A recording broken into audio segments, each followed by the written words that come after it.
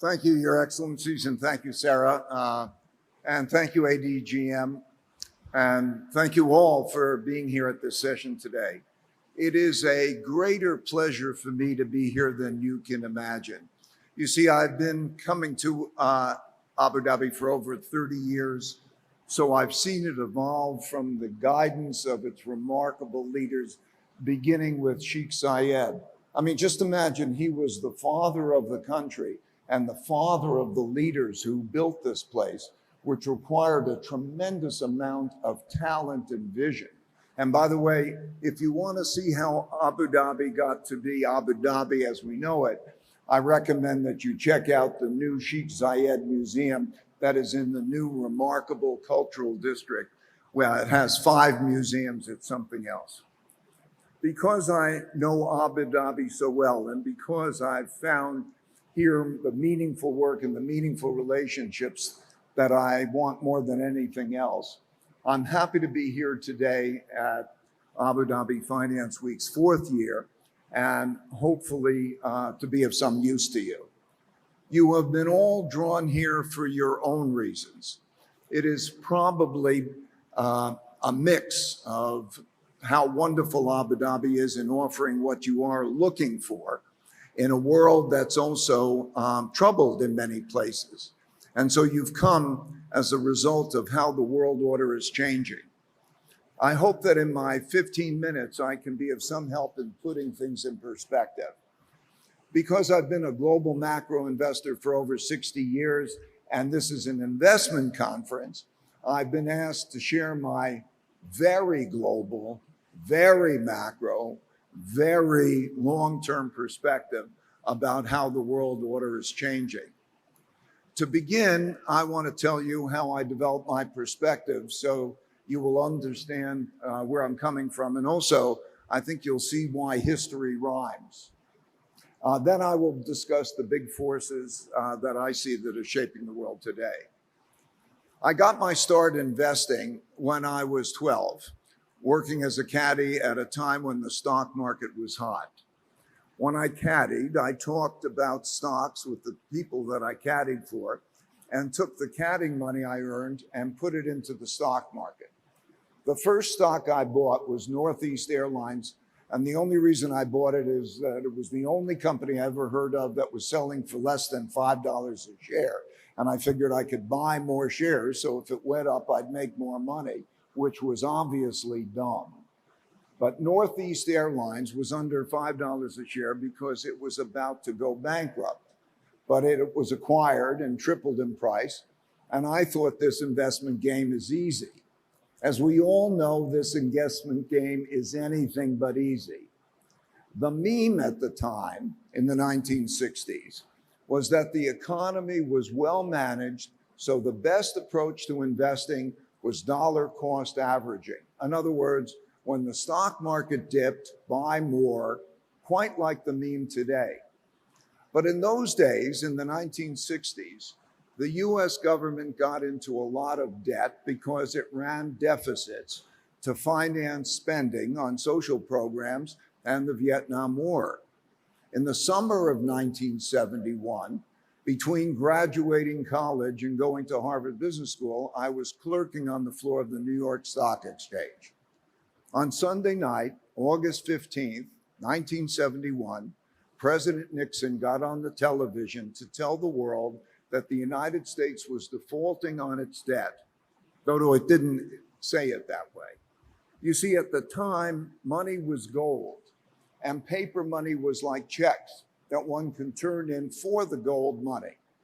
The government defaulted on its promise to let people get the gold because it created a lot more debt than it had gold in the central bank. So it had to default. Money as we knew it ceased to exist. The next day I walked onto the floor of the New York Stock Exchange expecting the stock market to tumble on the dollar's devaluation, but instead it soared. I was surprised because that was the first currency devaluation that I'd been through, so I didn't understand how they worked.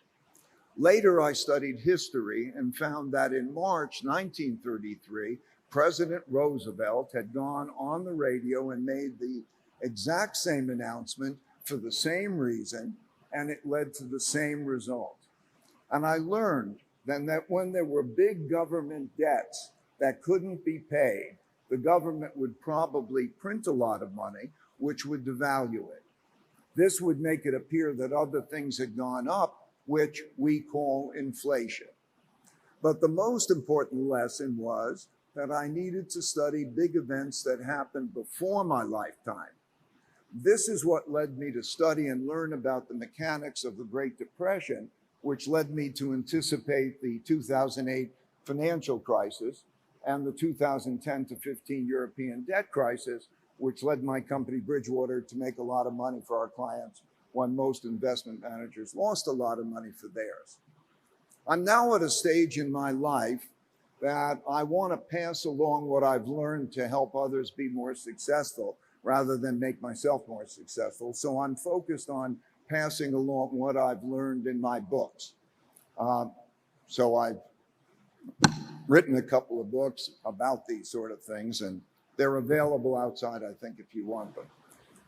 I want to now take a few minutes to give you a picture of the big historical patterns and forces that I'm closely following to understand the events of today. About 5 years ago, I observed that what is happening now with debt, internal conflict, and the international great powers conflict had never happened in my lifetime, but happened many times in history, most recently in the 1930s. This led me to study the rises and declines of reserve currencies, their empires over the last 500 years, which was enlightening. I saw that there were 5 big forces. I put them up on the board here. The first is the money, credit, debt, economic machine.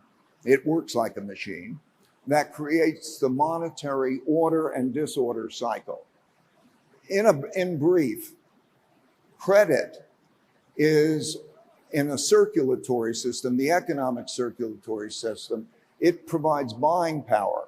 And if that buying power is used to make good investments that pay off the debt, because credit creates debt, and if it pays off the debt, you have a healthy economic order.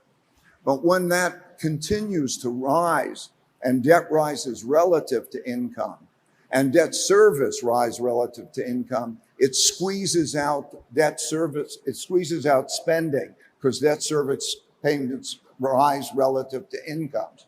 And we could see that. So it's like plaque growing in the system. And that's now what's happening, and we could watch it.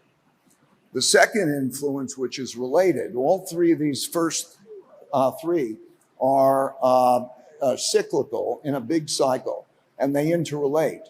So money matters to politics.